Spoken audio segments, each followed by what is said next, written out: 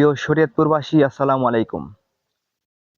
আপনারা জানেন আমরা ঢাকা ছিলাম, ঢাকা আছি এবং ঢাকায় থাকব। সেই সুবাদে আমরা শরীয়তপুরে ফ্যাসিবাদ বিরোধী সকল ছাত্র সংগঠন ঐক্যবদ্ধভাবে একটি বিক্ষোভ পালন করেছিলাম। তারই পরবর্তীতে আমরা ডিসি সাহেব বরাবর স্মারকলিপি প্রদান করেছিলাম এবং প্রধান উপদেষ্টা বরাবর স্মারকলিপি এবং বিভিন্ন মন্ত্রণালয়ে স্মারকলিপি দিয়েছি। আমাদের কথা উপেক্ষা করে, আমাদের শরীয়তপুরের মানুষের কথা একেবারেও চিন্তা না করে গতকালকে জনপ্রশাসন মন্ত্রণালয় আবার একটি কালবেলার নিউজকে বলেছে ফরিদপুর নাকি বিভাগ হবে, সেখানে শরীয়তপুরের নামও উঠে এসেছে, শরীয়তপুরে নাকি যুক্ত হবে।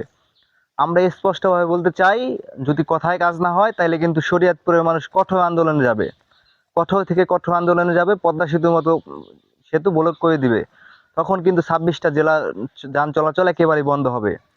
তাই আমাদের দফা এক, দাবি এক, দাবি আমাদের একটাই, ঢাকা বিভাগে থাকতে চাই। ধন্যবাদ।